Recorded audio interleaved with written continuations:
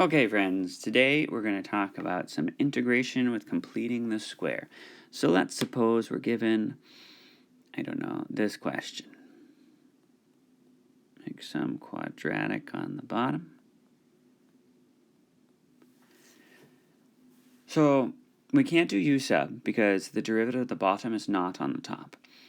So when you see that, you might, and if you could factor the bottom, maybe we can do partial fractions, but we can't factor the bottom because I can't come up with numbers that multiply to 13 and add to 4. So if I can't do either of those things, let's go ahead and try to complete the square on the bottom. So we have the 2, we'll keep the dx. We know from completing the square we have to split that 4 into 2x and 2x. Hopefully you figured out the pattern. 2 squared is 4, so I need to add 4 there. But I added 4, so I better subtract 4. And I had that plus 13 already. So that's going to give me 2 over, this factors into x plus 2 quantity squared, plus negative 4 and 3 is 9 dx. So now we have 2 over something squared plus 9. I would like that to be something squared plus 1 squared. That would make my life easier.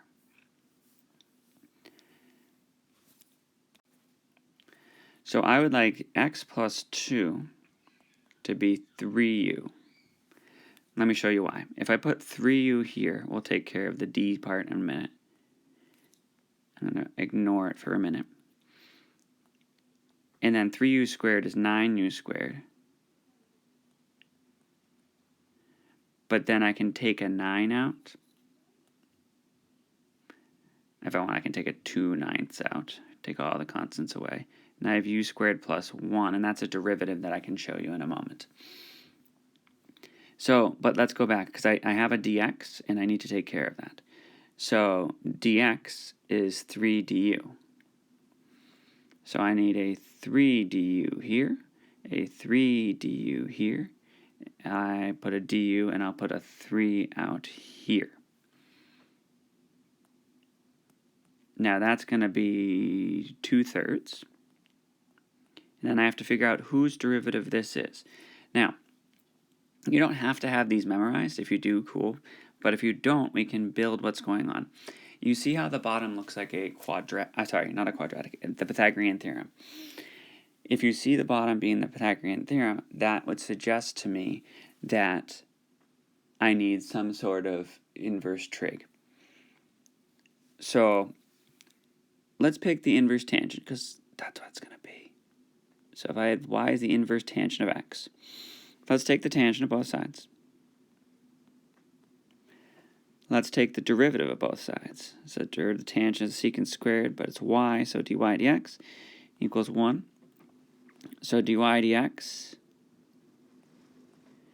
is 1 over the secant squared of y. Now, you can go back to this line, and you can either use Pythagorean identity, so like sine squared plus cosine squared is 1.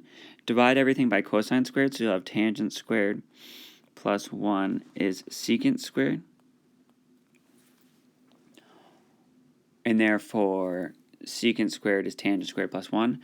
Or you can use a right triangle, where you have y here, opposite over adjacent, and then the hypotenuse is square root x squared plus 1. In either case, that's a right triangle. In either case, we're going to figure out that the secant squared is tangent squared, or x squared, plus 1. So that's going to be x squared plus 1 is my derivative there. It was u squared plus 1, but same idea. So that means this is 2/3 the inverse tangent of x plus c.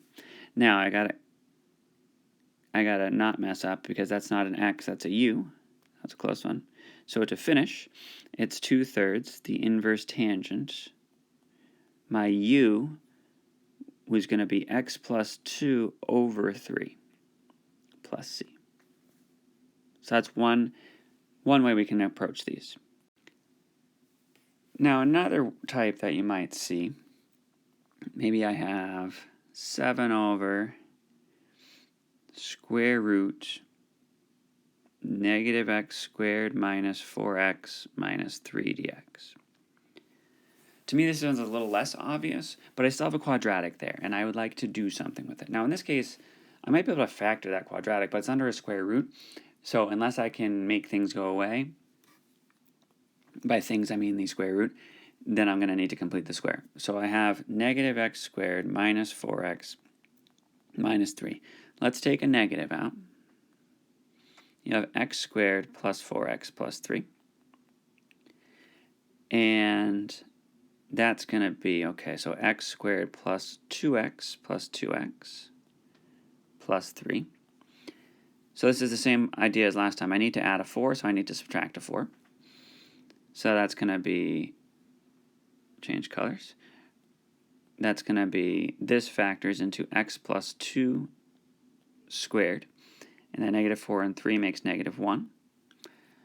So distribute that negative back in, 1 minus x plus 2 squared. So I can rewrite this integral as 7 over 1 minus x plus 2 squared with a square root and dx.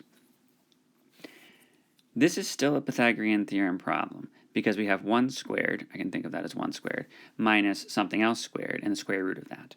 So that's still going to be a Pythagorean theorem type of problem. So if I can make this 1 minus u squared, that might make my life easier. So let's go ahead and say that u is x plus 2.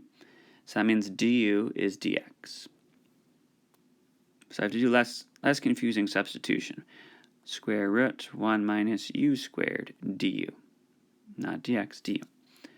Now I have to figure out which inverse trig thing it is. I just did inverse tangent on the previous page, so it's not that. So it has to be one of the other ones. Now, I think the things I would remember is with inverse tangent, you don't have a square root. With like secant and cosecant, you're going to have a square root, but you're going to have another piece because like the derivative of the secant is the secant tangent. So this is going to be sine or cosine. So let's pick sine. Pretend that y is the sine of y. Sine of x. Sorry, try again. Inverse sine of x. I'll get there eventually. That means take the sine of both sides. Take the derivative of both sides. So that's cosine y dy dx is 1. And then solve for dy dx. So it's 1 over cosine. Now, just as on the previous page, you can remember that sine squared y plus cosine squared y is 1, which means that sine of y is going to be 1 minus cosine squared, square root of that. So,